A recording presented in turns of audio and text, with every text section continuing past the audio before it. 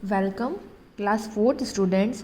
Now, today we are going to start our next chapter, chapter number 16, which is reading comprehension. Reading comprehension मतलब आपको एक passage दिया होगा, उस passage को रीड करके आपको कुछ एक्सरसाइज जो है वो करनी होगी. आइए देखते हैं कि रीडिंग कॉम्प्रहेंशन में कैसे करते हैं. रीडिंग कॉम्प्रहेंशन मतलब passages. First, read the following passage carefully. आपको ये पैसेज जो है केयरफुली पढ़ना है. उसके बाद नीचे कुछ एक्सरसाइज दे रखी है, वो आपको इस पैसेज को पढ़ने के बाद करनी है. तो आइए हम देखते हैं. Isaac Newton was a great scientist. Isaac Newton जो थे वो क्या थे? ग्रेट साइंटिस्ट थे. He had a dog which he called Diamond. उनका एक डॉग था जिसका नाम था Diamond. Newton love diamond very much. Newton जो है वो उनका जो डॉग था डायमंड उससे बहुत प्यार करते थे. One day Newton was out of his study room. एक दिन न्यूटन जो है वो अपने स्टडी रूम के बाहर थे. Diamond was left behind. और डायमंड क्या था? रूम के अंदर ही था. When Newton return he saw that Diamond was overturn a lighted candle on some important paper.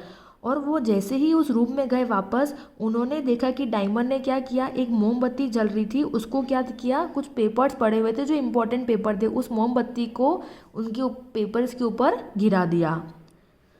The papers were burn and turn into Ashes. वो पेपर जल के क्या बन गए? राख बन गए.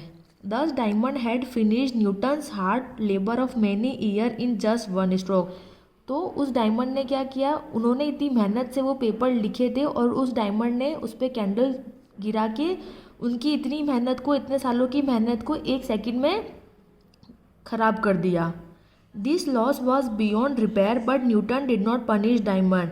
ये जो नुकसान था ये कभी ठीक नहीं हो सकता था, लेकिन फिर भी डायमंड को न्यूटन ने पनिशमेंट नहीं दिया. उनका ये नुकसान था वो बहुत ज़्यादा नुकसान था जो कभी सही नहीं हो सकता था, रिपेयर नहीं हो सकता था, लेकिन फिर भी न्यूटन ने डायमंड को पनिशमेंट नहीं दिया. He exclaimed, oh Diamond Diamond you don't know the mischief you have done.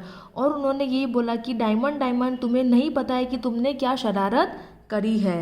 Such a great human was Newton. और उनकी इस बात को ये देख के लगा कि वो कितने ग्रेट ह्यूमन थे, कितने बड़े और सच्चे आदमी थे.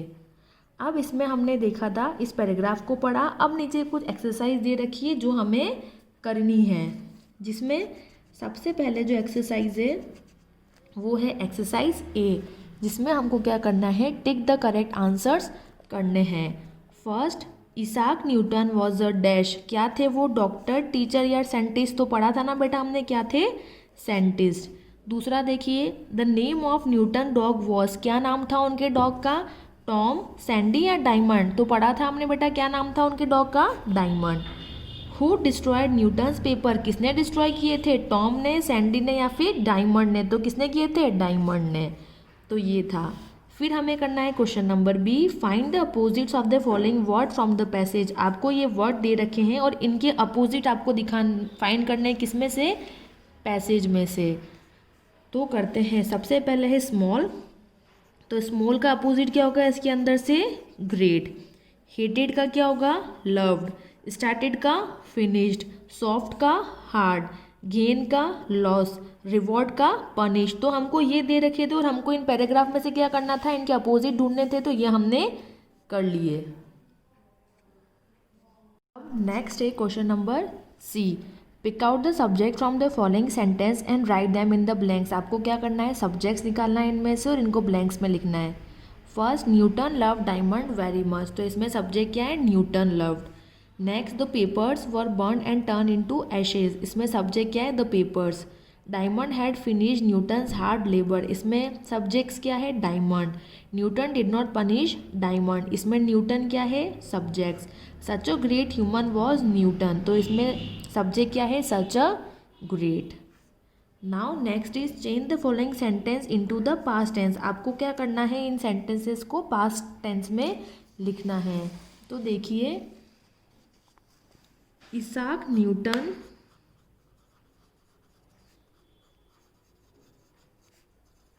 हैज़ का क्या हो जाएगा? हैड. पास्ट में करना है ना, तो हैड अ लवली डॉग। ठीक है बेटा। फिर next, the dog name is diamond, तो उसको पास में करना है। द डॉग नेम वॉज, इसका क्या हो जाएगा, वॉज। हैज़ का had, Diamond had a long tail. Diamond, love का क्या हो जाएगा, लव्ड, पास्ट में loved to eat meat and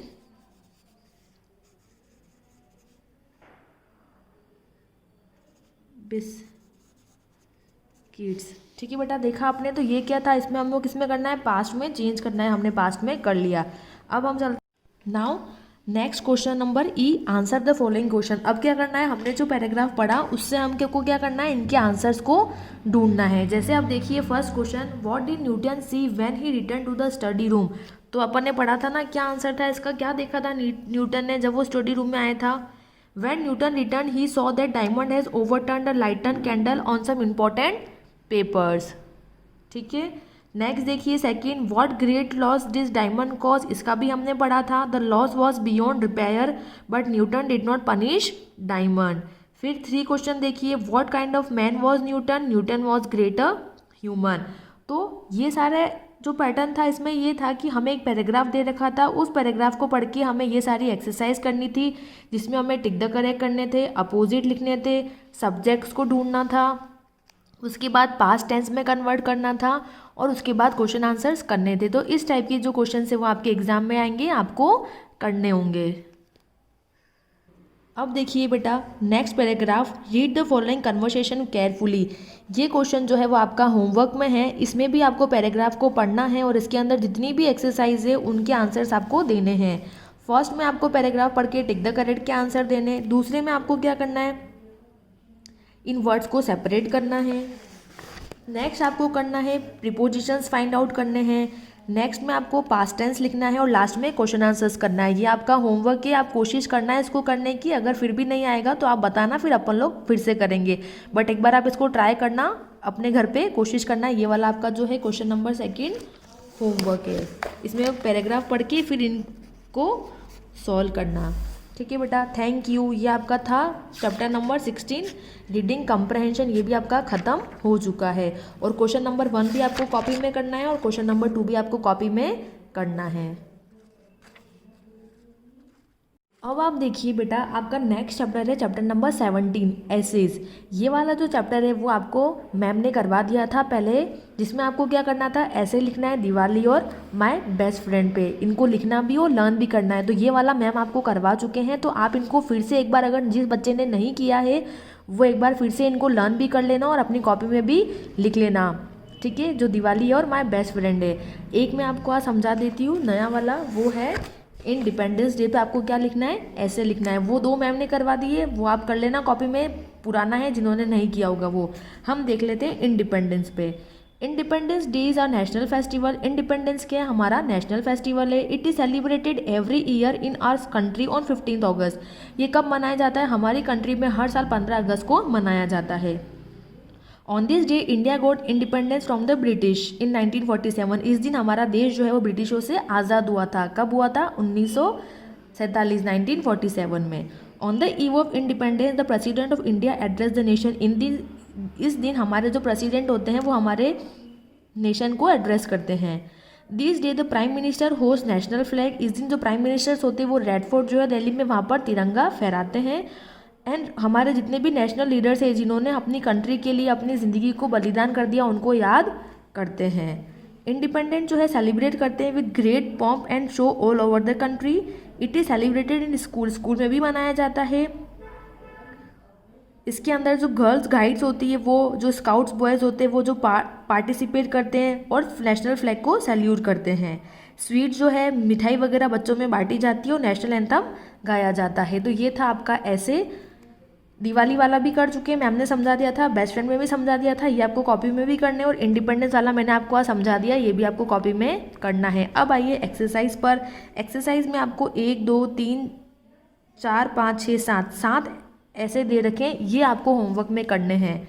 class excursion, I wear a clone, visit to a factory, morning walk, morning assembly, favourite game, a visit to a जू।